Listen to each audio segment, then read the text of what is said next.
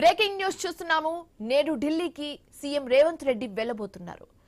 RRR పనుల వేగవంతంపై కేంద్ర మంత్రి గడ్కరీతో సమావేశం కాబోతున్నారు.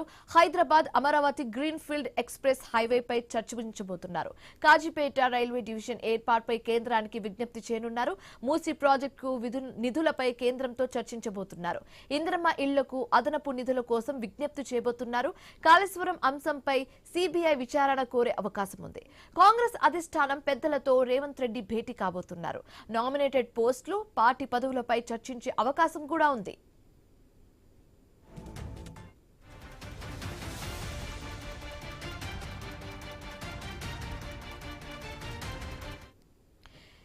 నేడు ఢిల్లీకి సీఎం రేవంత్ రెడ్డి వెళ్లబోతున్నారు. ఇదే అంశానికి సంబంధించి మరింత తాజా సమాచారం మా కరెస్పాండెంట్ ఏవై స్వామి అందిస్తారు. స్వామి, రేవంత్ రెడ్డి ఢిల్లీ టూర్కి సంబంధించి పూర్తి డీటెయిల్స్ ఏంటి? ఎవరెవరిని కలవబోతున్నారు? ఎలాంటి అంశాలకు సంబంధించి సీఎం రేవంత్ రెడ్డి చర్చించబోతున్నారు? పూర్తి డీటెయిల్స్ ఏంటి?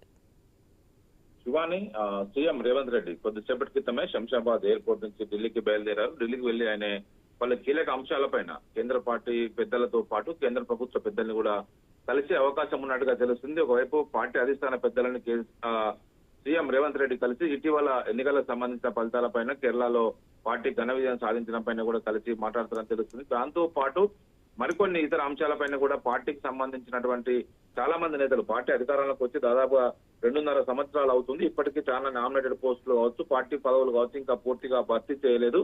వాటికి సంబంధించిన విషయంలో కూడా పార్టీ పెద్దల అనుమతి తీసుకున్న తర్వాత వాటిని భర్తీ చేసే అవకాశం కనబడుతుంది. దానికి తోడు కేంద్రంలో ఇప్పటికే రాష్ట్రంలో RRR పనులకు సంబంధించి కేంద్ర రోడ్డు రవాణా శాఖ మంత్రిగా ఉన్నటువంటి ట్రాన్స్పోర్ట్ మినిస్టర్ గా ఉన్నటువంటి కేంద్ర మంత్రి నితిన్ గడ్కరీతో కూడా ఆయన సమావేశం కాబోతున్నట్టుగా తెలుస్తుంది. నితిన్ గడ్కరీ పైన ఇటు Hyderabad Amaravati green field express highway కావచ్చు, ఇటు మరోవైపు ఇటు RRR సంబంధించినటువంటి సౌత్ నార్త్ సంబంధించినటువంటి 2 విభాగాలకు విభజించారు. నార్త్ కు సంబంధించినటువంటి విభాగంలో ఇటు యాదగిరిగుట్ట నుంచి ఇటు చిట్యాల వరకు, ఇటు అదేవిధంగా ఇటు గజ్వేల్ వరకు, ఇటు వరుసగా రెండు వైపుల నుంచి కూడా వచ్చేటువంటి రోడ్డుకు సంబంధించి ఇప్పటికే టెండర్లు పూర్తయ్యాయి. దీనికి సంబంధించినటువంటి పనులు వేగవంతం చేయడం కోసం కేంద్రాన్ని విజ్ఞప్తి చేసే అవకాశం ఉంది. హైదరాబాద్ టు అమరావతి ప్రధానంగా గ్రీన్ ఫీల్డ్ ఎక్స్ప్రెస్ ఇప్పటికే విజయవాడ హైవే ఏదైతే విజయవాడ టు సూర్యాపేట కోదాడ మీదకి వెళ్ళి హైదరాబాద్ నుంచి పోతున్న ఏదైతే రోడ్డు ఉందో దీనికి ప్రత్యామ్నాయంగా కొత్తగా నూతనంగా ఏదైతే ఫ్యూచర్ సిటీ నుంచి మీదుగా వేసేటువంటి సరికొత్త ఎక్స్ప్రెస్ హైవేకి సంబంధించినటువంటి హరిత సంబంధించినటువంటి గ్రీన్ ఫీల్డ్ ఎక్స్ప్రెస్ వేకి సంబంధించిన విషయంలో కూడా ఆంధ్రప్రదేశ్, తెలంగాణ దీనికి ఇప్పటికే సూత్రప్రాయంగా కొంత అంగీకారం తెలిపాయి. దీన్ని వేస్తే కనుక ప్రత్యామ్నాయ రహదారికి ఏర్పడుతుందని చెప్పేసి కూడా ఒకవైపు ఆంధ్రప్రదేశ్ ప్రభుత్వం భావిస్తుంది. దీనికి సంబంధించిన విషయంలో కూడా కేంద్రం ఇప్పటికే సుముఖంగా ఉంది. దాని విషయంలో కూడా నితిన్ గడ్కరీతో మాట్లాడే అవకాశం ఉంది. అదేవిధంగా ఇటీవల సౌత్ కోస్ట్ రైల్వేకి సంబంధించి ఆంధ్రప్రదేశ్ కు ప్రత్యేకంగా ఒక జోన్ ఇచ్చారు కాబట్టి తెలంగాణలో కూడా దీనికి సంబంధించినటువంటి డివిజన్ల సంఖ్య తగ్గిపోతుంది. అందుకు అనుగుణంగా గత దీర్ఘకాలంగా పెండింగ్ లో ఉన్నటువంటి కాజీపేట రైల్వే డివిజన్ ని ఏర్పాటు చేయాలని చెప్పేసి రైల్వే మంత్రిత్వ శాఖను కోరే అవకాశం ఉంది. ఇటీవల ఒకవైపు గూగుల్ సంబంధించినటువంటి ఏఐ కంపెనీ సంబంధించి పెట్టుబడులకు విశాఖ వచ్చినప్పుడు కేంద్ర రైల్వే శాఖ మంత్రి అశ్విని వైష్ణవ్ ఏ విధంగా ఆంధ్రప్రదేశ్ కు అష్యూరెన్స్ ఇచ్చి దాన్ని అయితే ఇప్పుడు కార్యరూపం దాల్చారు. అదేవిధంగా కాజీపేట రైల్వే డివిజన్ ని కూడా ఏర్పాటు చేయాలని చెప్పేసి సీఎం కోరే అవకాశం ఉంది. అదేవిధంగా మూసీ ప్రాజెక్టు సంబంధించిన విషయంలో నిధుల అంశం సంబంధించి కేంద్రంతో చర్చించబోతున్నారు. ఇందిరమ్మ ఇళ్లకు సంబంధించిన విషయంలో అదనపు నిధులు కేంద్ర ప్రభుత్వం వివిధ స్కీమ్స్ ద్వారా రాష్ట్రాలకు ఇస్తుంది కాబట్టి అందుకోసం అదనపు నిధులు కూడా కోరే అవకాశం ఉంది.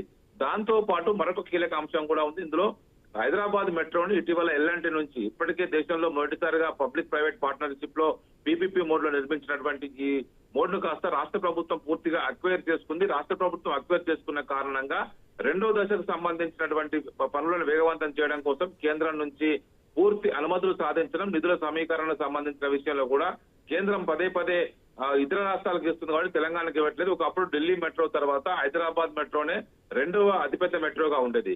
కానీ ఒకవైపు ఎలాంటి దాన్ని విస్తరణ చేయకపోవడం లాభాలు వస్తట్లేదు, నష్టాలు వస్తుందని చెప్పేసి విస్తరణ చేయకపోవడంతో రాష్ట్ర ప్రభుత్వం ముందుకు వచ్చి ప్రజా రవాణా వ్యవస్థను మెరుగుపరచడం కోసం దాన్ని పూర్తిగా ఎల్ఎన్టీ నుంచి రాష్ట్ర ప్రభుత్వం తీసుకుంది. ఇప్పుడు వైపు తమిళనాడులో చెన్నై మెట్రో కావచ్చు, బెంగళూరు మెట్రోకు ధీటుగా హైదరాబాద్ లో 2-3 దశల్లో కూడా పెద్ద ఎత్తున కూడా మెట్రోను విస్తరించాలని చెప్పేసి హైదరాబాద్ కోసం ప్రజా రవాణా వ్యవస్థను వేగవంతం చేయడం కోసం ఇప్పటికే వివిధ ప్రతిపాదనలు రాష్ట్ర ప్రభుత్వం సిద్ధం చేసింది. ఆ డిపిఆర్ ను కూడా కేంద్రానికి అందజేసి దానికి అనుమతుల కోసం కేంద్రం వైపు కేంద్ర మంత్రి కట్టను కూడా కోలే అవకాశం అయితే కనబడుతుంది. దాంతో పాటు ఇటు కాళేశ్వరం పైన అదేవిధంగా విద్యుత్ కొనుగోళ్ల పైన సంబంధించినటువంటి వివిధ అంశాలు గత ప్రభుత్వంలో జరిగిన అవకతవకల పైన సిబిఐ సంబంధించినటువంటి విచారణ కోసం సీఎం రేవంత్ రెడ్డి సిబిఐకి అధికారులకు కూడా దానికి సంబంధించినటువంటి ఫిర్యాదు చేసే అవకాశం అయితే కనబడుతుంది Shivani. Right, thank you Swamy.